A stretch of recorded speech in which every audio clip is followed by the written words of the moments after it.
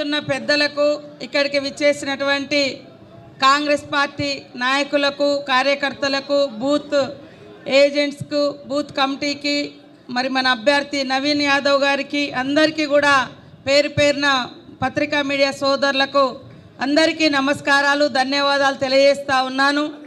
ఈరోజు ఇక్కడికి వచ్చిన ప్రతి ఒక్కరు కూడా దయచేసి ఇల్లు తిరిగి ఓటర్ లిస్ట్ పట్టుకొని వాళ్ళ ఓటును ఖచ్చితంగా మరి కాంగ్రెస్ పార్టీకి చేయి గుర్తుకు ఓటేయాలని 1-4 సార్లు తిరిగి వాళ్ళలో మన మీద ఏమన్నా భిన్నాభిప్రాయం ఉన్నా అపోహలున్నా తొలగించే విధంగా ఇంటి దగ్గర 5 నిమిషాలు 10 నిమిషాలు కూర్చోనైనా, ఎందుకంటే మనకు టైం ఉన్నది కాబట్టి మీ టైం అంటే మీకు బూత్ వారికి బూత్లో వార్డుల వారీగా మరి ఓటర్లను పంచుకొని ఇట్లా ఎక్కడెక్కడ దాకా ఎవరు అనేది డివైడ్ చేసుకొని తిరిగితే మీకు అక్కడ అర్థమైపోతుంటుంది వాళ్ళ మూడ్, వాళ్ళ ఆలోచన, ఏమన్నా భిన్నాభిప్రాయాలున్నా అపోహలున్నా తొలగించే విధంగా వాళ్లకు మనం అవగాహన కల్పించాల్సిన అవసరం ఉంది।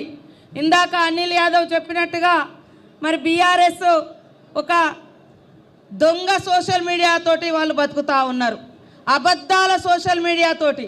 వాస్తవానికి మాకు సోషల్ మీడియా అంటే సామాజిక సేవ సోషల్ సర్వీస్ చేసి అది సోషల్ మీడియాలో పెట్టుకోవడం అనేది మనకు తెలిసిన విద్య।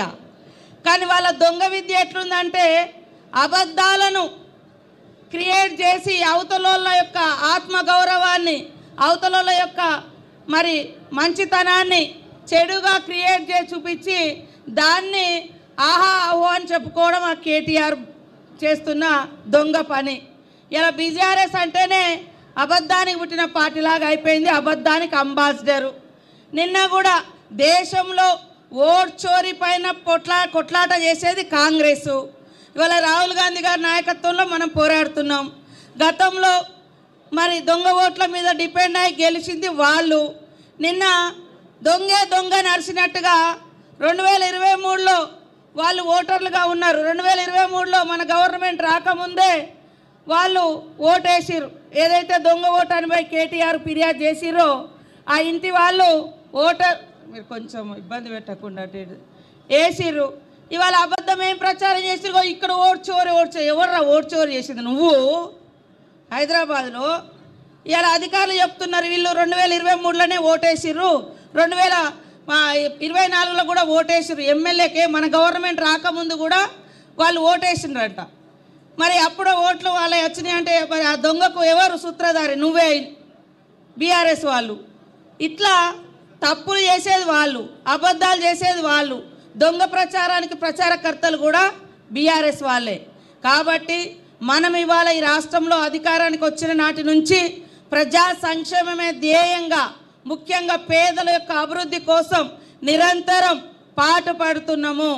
దాంట్లో యువకుడుగా నవీన్ యాదవ్ తమ్మి అంటే వచ్చి మన ఇళ్ళ ముంగడ కూర్చునేటువంటి వ్యక్తి, మన ఇంటి బిడ్డలాగా మన తమ్ముళ్లాగా మన సోదరులాగా ఉంటాడు, తమ్ముళ్లాగా। కాబట్టి ఈజీగా మనం ఏ పనైనా చేయించుకోగలుగుతామనేటువంటి విషయాన్ని కూడా గుర్తుపెట్టుకోండి।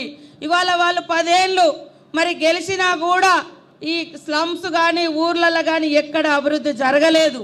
కాబట్టి ఈరోజు మనము మన గవర్నమెంట్ వచ్చినాకనే జూబ్లీహిల్స్ ఏరియాలో కూడా అద్భుతంగా ఎక్కడ ఏ గల్లీలో ఏ వాడలో ఎవరికేం కావాలో అవన్నీ కూడా మనం చేసి చూపిస్తున్నాము। పేదల సంక్షేమానికి పాటుపడ్డాం। మన గ్రామాల అంటే గల్లీలల్లో జూబ్లీహిల్స్ గల్లీలలో కూడా మరి అనేక కార్యక్రమాలు చేస్తున్నది మన ప్రభుత్వం, మన పార్టీ, మన నాయకులు। కాబట్టి దయచేసి మన ఇళ్ళల్లో మనం ఉండకుండా మనకిచ్చినటువంటి బాధ్యత, మనకిచ్చినటువంటి బూతుల వారీగా ఓటర్ లిస్ట్ పట్టుకొని వెళ్ళి వాళ్ళ ఇంట్లో ఎన్ని ఓట్లు ఉన్నాయో వాళ్ళందరితోటి కూర్చోబెట్టి మాట్లాడి ఒప్పించి వాళ్లకు అర్థం చేయించాలి। మన గుర్తు మన అభ్యర్థి పేరు కూడా వాళ్ళందరికీ ఇంట్లో చాలామంది వేరే ఊర్లలో వెళ్తారు, వేరే సిటీలలో ఉంటారు, ఉద్యోగాలకు పోయి ఉంటారు, వేరే దగ్గర సెటిల్ అయి ఉంటారు। ఇక్కడ ఓటర్ కానీ మరి ఇక్కడ ఉండకుండా పని కోసం బయటి కాలనీలలో ఉంటారు। ఇట్లాంటి వాళ్ళని కూడా గుర్తించుకొని మనం ఖచ్చితంగా మరి ఓటేయించుకోవాలి.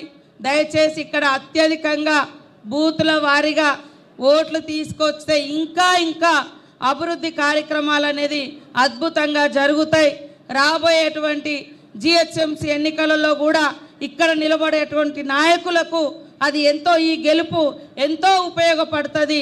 అందరూ కూడా కష్టపడాలని, మరి అందరూ మన గవర్నమెంట్కు ఒక అవకాశం ఇక్కడ ఇచ్చి నవీన్ యాదవ్ చేతి గుర్తును మనం గెలిపించుకోవడం ద్వారా అభివృద్ధికి ఇంకా ఇంకా చేరువైతుంది జూబ్లీ హిల్స్ అని కూడా ఈ సందర్భంగా తెలియజేస్తూ, ఇక్కడికి వచ్చిన మా అన్నదమ్ములకు, అక్క చెల్లెలకు అందరికీ మరొకసారి దయచేసి ప్రతి ఒక్కరూ మనకిచ్చిన బాధ్యత, ఆ వ్యక్తి మరి ఓటు ఇక్కడ ఉండి ఒక్కొక్కసారి సిటీలలో దొరకరు, వేరే కాడ రెంట్లు ఉంటాయి, లేకుంటే కొంత ఓటర్లు అటు ఇటు ఉంటారు. కాబట్టి అవన్నీ కూడా మీరు బూత్ ఏజెంట్లు, బూత్ కమిటీ, వార్డుల వారీగా బాధ్యతలు తీసుకున్న వాళ్ళు కూర్చొని ఈ వ్యక్తి ఓటు ఎక్కడ ఉన్నది, ఎటు ఉంది వాళ్ళ ఇల్లు, అయ్యో ఈయన లేడు కదా అని వదిలిపెట్టకుండా వాళ్ళ నెంబర్ తీసుకొని పోయి కలిసి వాళ్ళని అడగడం మన కనీస ధర్మం, ఓటు వేయండి అని.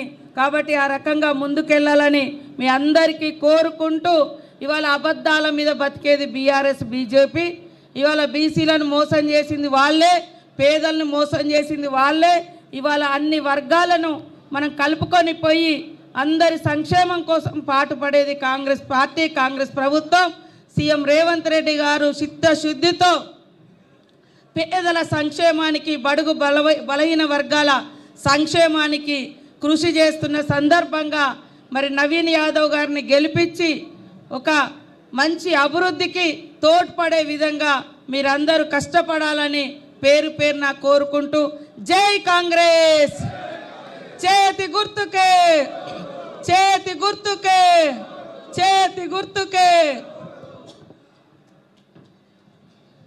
థ్యాంక్ యూ అక్క.